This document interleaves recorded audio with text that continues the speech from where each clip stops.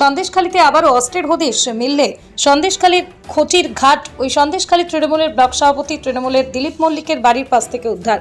সন্দেশখালী 2 নম্বর ব্লকের সন্দেশখালী গ্রাম পঞ্চায়েতের সন্দেশখালীর ব্লক সভাপতি দিলীপ মল্লিকের বাড়ির পাশ থেকে উদ্ধার হলো অস্ত্র। এলাকায় সাধারণ মানুষের দাবি, তৃণমূলের ব্লক সভাপতি দিলীপ মল্লিকের আশপাশে আরও কিছু বাড়ি থেকে বিপুল পরিমাণ অস্ত্র উদ্ধার হতে পারে। প্রশাসন নজর দিক। প্রশাসন কেন নজর দিচ্ছে না এই ঘটনায়? সন্দেশখালী থানায় 2 জন সিভিক ভলেন্টিয়ারের নাম উঠেছে, মৃত্যুঞ্জয় মণ্ডল এবং নিশিকান্ত মণ্ডল। তারা নাকি প্রশাসনকে না জানিয়ে এই অস্ত্রগুলি এদিকে ওদিকে করে দিচ্ছে। অবিলম্বে দ্রুত তাদের প্রশাসন নজর দিক।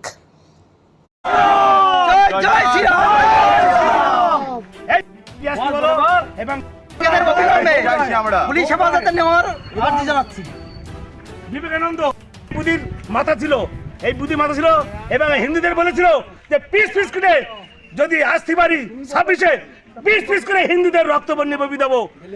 দিলীপ মল্লিক বলেছে এবং তার চামচারা, তার চামচা এখানে 100 চামচা আছে। ইডি আসতে বলো, এখন এই দিলীপ মল্লিক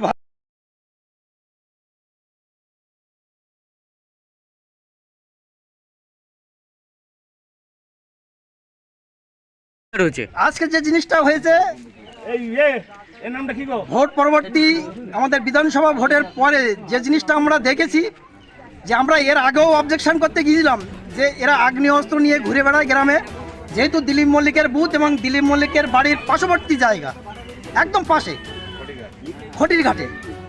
এখানে দেখেছি আমরা প্রশাসনের যারা সিভিক পুলিশ, মৃত্যুঞ্জয় আর নিশিকান্ত বা আরও যারা সিভিক, তারা এখানে দিনের পর দিন তারা চকি দিয়েছে এবং তাদের, আমার তো মনে হয় বা আমাদের মনে হয় তাদের সহযোগিতায় এই জিনিস কোনোদিনই সম্ভব না।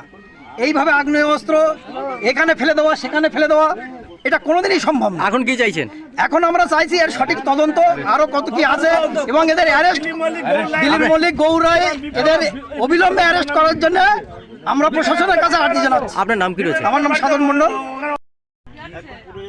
কি বড় গো, কিন্তু অত বড়। হ্যাঁ, ভালো করে তুলে নাও। ওই একটা বস্তায় গেছে, ওই থানায় গিয়ে দেখতেছি আমরা। থানার নাম্বার কার কার রে? এই যে আবার ইয়ে দিয়ে চাপা দিয়ে ফাঁকা নিয়েছিল কি? চলো চলো। ভিতরে দে দে। পেয়েছে নাকি?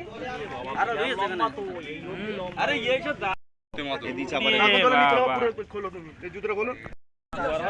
এটা বেশি দিন ফেলিনি। হ্যাঁ,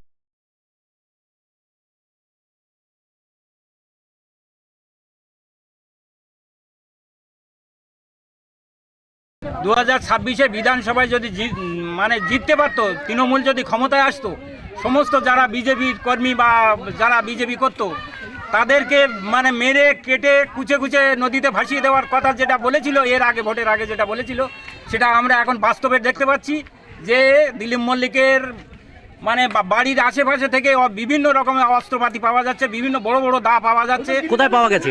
এই নদীর চরে। এই মাত্র দেখলাম আগে নাকি দুখানা দা পাওয়া গেছে, সে দুটো দা প্রশাসন নিয়ে গেছে। বর্তমান আরেকটা দা আমরা এখানে খুঁজে পেয়েছি। এখনো মনে হয় প্রচুর দা বা অস্ত্রপাতি, বন্দুক এগুলো পাওয়া যেতে পারে।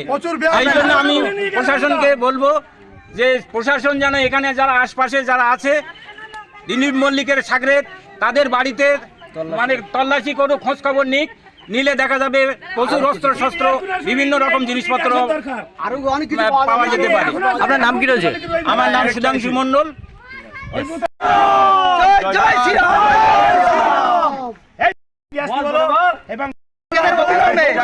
পুলিশ হেফাজতে নেওয়ার আর্জি জানাচ্ছি। বিবেকানন্দ বুদ্ধির মাথা ছিল, এই বুদ্ধি মাথা ছিল এবং হিন্দুদের বলেছিল যে পিস পিস করে যদি আসতে পারি 26-এ পিস পিস করে হিন্দুদের। কি বড় গো, কিন্তু অত বড়। হ্যাঁ, ভালো করে তুলে নাও। ওই একটা বস্তায় গেছে, ওই থানায় গিয়ে দেখতেছি আমরা। থানার নাম্বার কার কার রে? এই যে আবার ইয়ে দিয়ে চাপা দিয়ে ফাঁকা নিয়েছিল কি? চলো চলো। ভিতরে দে দে। পুলিশ হেফাজতে নেওয়ার আর্জি জানাচ্ছি। বিবেকানন্দ বুদ্ধির মাথা ছিল, এই বুদ্ধি মাথা ছিল এবং হিন্দুদের বলেছিল যে পিস পিস করে যদি আসতে পারি 26-এ পিস পিস করে হিন্দুদের রক্ত বন্যে ববি দেবো। দিলীপ মল্লিক বলেছে এবং তার চামচারা, তার চামচা এখানে 100 চামচা আছে। ইডি আসতে বলো, এখন এই দিলীপ মল্লিক